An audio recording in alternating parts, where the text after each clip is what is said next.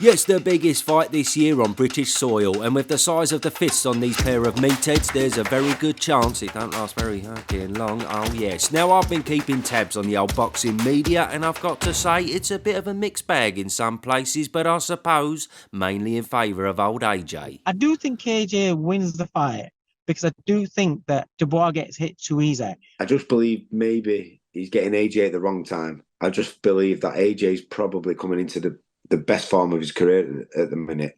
If I had to pick one person to win in this particular fight, I'm slightly leaning towards Dubois. I think AJ wins. I think AJ will stop him. But one thing that makes me think Joshua will win, the amount of right hands that Hrgović hit Dubois with. Another Yanni.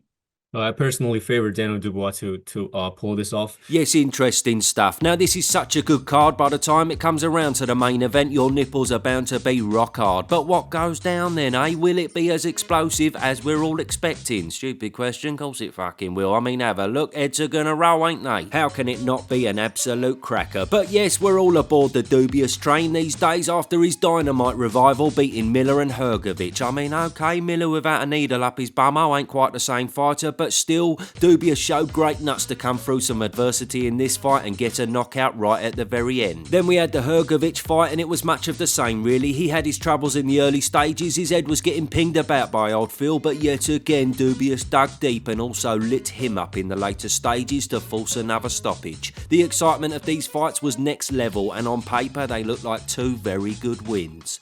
But are they actually? What I mean is, do they bode well for this monstrous AJ fight? I'll come back to that in a minute. Now on the other side we've got AJ and he smashed all of our criticism to bits in recent times. Many and myself included gave him a bit of jip about his tentative nature after the Ruiz fight all the way to the Usyk fights, but now over a year on from the comeback against Franklin, he's looking like the beast we were crying out to see. From 12 rounds to 7 rounds to 5 rounds to 2, it's been a monumental revival, and as many have alluded to, he's looking better than ever. So let's not beat about the bush. Danny Boy's most recent win over Hrgović holds a lot more credibility than AJ's Ngannou demolition. But if we look back across their careers as a whole, Danny Boy's calibre of opposition simply does not hold a candle to the AJ opposition. If we say Hrgović is Triple D's best win, followed by Big Baby Steroid a close second, AJ stands tall with more consistent high-level wins against Klitschko, Parker, Povetkin. Maybe you could add Pulev to that list, then Dillian White, Ruiz.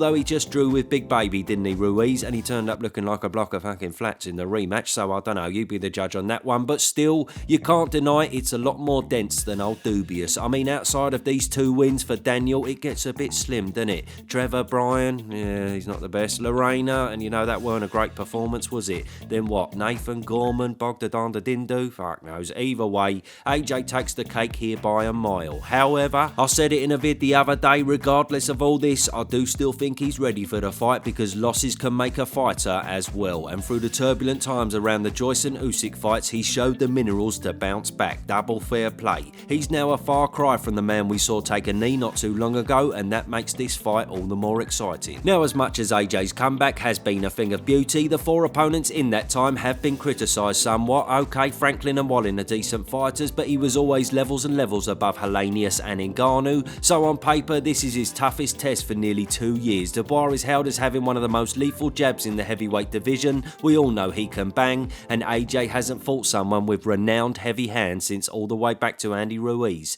in 2019. And he's going for it. Oh, he's got him. Ruiz catches Joshua.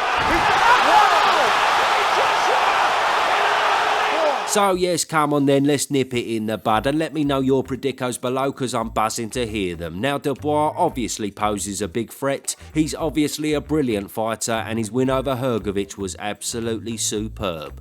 But I can't lie, I just think he gets fucking smashed in this fight. It's just how I see it. I'm not an AJ fucking fanboy and I do love Dubois, but in a nutshell, I just see so many holes in his game that I predict will get exposed on this night, and I don't see how it ends well for him. Hear me out? Now, I said earlier the Hrgović and Miller wins are very good on paper, but do they bode well for this fight? Well, I just can't see how they actually do. First, you got Miller, who's seriously slow these days, and he was able to cause a lot of problems for Dubois that he had to overcome, and then you got Hrgović, who landed everything, and I mean fucking everything, at will, smack bang on Danny's bonce. Yes, he took it all and he kept coming, so fair play, but give AJ all them same opportunities and you're probably going to wake up about a week later with a double wobbly head going, I got a right migraine. How'd I get on, Frank? Did I win? No, did you, bollocks? Oh no, does that mean I'm not the daddy anymore then? Well no. Oh, that's a shame. Oh well, back to Brazil. So yes, if you watch the Hrgović fight in particular, Daniel's got a bad habit of finding himself square on very often. He's lacking head movement as well, and on top of this, he may look like he has a decent guard, but even that's not quite as effective as you might think. I'll let me old mate Henry explain this better than I can. Dubois looks like he's got a good guard here, but the reality is quite different. Hrgović throws the jab and it goes straight through the guard of Dubois, and you can see he's very square. You can see his feet are mostly side on. You would think here in this position that Dubois would be able to catch the shots. So as you can see, Hrgović takes a step forward. He sort of bounces into range here, and I suppose the worrying thing if you're a fan of Daniel Dubois is the way he reacts here, which is that he doesn't react. You know, as Hrgović comes into range, he sort of leans forward slightly and he's got his backhand nice and tight to his face, but one thing you'll notice about Dubois in this fight is that his guard is very loose. So if we play it forward here, Hrgović lands the jab, goes straight through Dubois' guard. If we edge it forward there, you can then see Hrgović lands the clean right hand. In this fight, he lands so many of them. So yes, in the region of 30 heavy and prominent right-handers were landed by Hrgović in them 8 rounds. Plus, according to CompuBox, 22 power punches landed in the second round alone. Bloody hell. I mean, yeah, see how that works out for you against one of the biggest punchers on earth. Fuck that. And by the way, if we go back further than this, we can't forget how Joe Joyce, who's considered the slowest heavyweight out there, bless him, was also able to land easily on Dubois, smashing his eye to pieces. Not to mention the multiple knockdowns in the Lorena fight. Now I know that Dubois is a much better fighter than Ngannou obviously, but if you watch that fight, the reason it was over so quickly is because Ngannou's guard was ultimately ineffective. AJ was able to pierce through it every single time, and especially with that final punch that turned him into fucking Neo. Hrgović had this very same luxury in the Triple D fight, constantly able to find a gap, but clearly he doesn't have the power to capitalise on it and knock Danny Boy out. AJ, as we know, certainly does. So yes, you'd expect Don Charles must have been working on this in camp. He ain't thick, and the Dubois defence probably will be a little bit tighter, but you know, he fought Hrgović in June, so how much can you change a fighter's defence in just 3 months? I don't know.